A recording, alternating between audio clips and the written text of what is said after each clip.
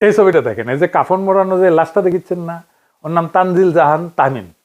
চুয়েট থেকে পড়াশোনা করছিল, ইঞ্জিনিয়ার, দীপ্ত টিভিতে কাজ করতো। তারা একটা জমির মালিক ছিল, তামিমের পরিবার। সেই জমির উপরে ডেভেলপার দিয়ে একটা ভবন নির্মাণ করে 9 তলা। ওই ভবনে 27টা ফ্ল্যাট ছিল। প্রত্যেক জমির মালিককে 5টা করে ফ্ল্যাট দেওয়ার কথা ছিল। 3 জন মালিক ছিল, মানে 3 5 15টা ফ্ল্যাট। কিন্তু জমির মালিক এই নিহত তামিমের বাবাকে 2টা ফ্ল্যাট দেয় মাত্র, যেখানে তার 5টা পাওয়ার কথা ছিল। 3টা ফ্ল্যাট মেরে দিছে। এই নিয়ে ঝামেলা হয়। 10ই অক্টোবর 2024 20-25 জন ডেভেলপার কোম্পানির দুর্বৃত্ত সিসি ক্যামেরা ভেঙ্গা তানজিলের উপরে হামলা চালায়। গুরুতর আহত অবস্থায় দেওয়া হলে চিকিৎসক তাকে মৃত ঘোষণা করে। এই খুনে ডেভেলপার কোম্পানির নাম জানেন? এর নাম প্লেজেন্ট প্রপার্টি।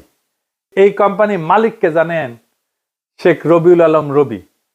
তানিম হত্যার 3 নম্বর আসামি ধানের শীষ প্রতীকে ঢাকা 10 থেকে এমপি নির্বাচিত হয়েছে এবং আজকে থেকে সড়ক পরিবহন সেতু মন্ত্রণালয়, রেলপথ মন্ত্রণালয়, নৌ পরিবহন মন্ত্রণালয়ের দায়িত্ব দিচ্ছে তারেক রহমান। দেখেছেন? এর নিয়ে বিপ্লবী পোস্ট দিছিল ওয়াকারে পথ বালক, দেখেন। পরে আবার মাল পানি খেয়ে মুছে দিছে, খুঁজেই পাবেন না লেখা। প্রফেসর ইউনূসের জামানায় কত যে ধান্দা করেছে ওই তারই হত্যা নাই, কত যে মাল কামাইছে। যাই হোক,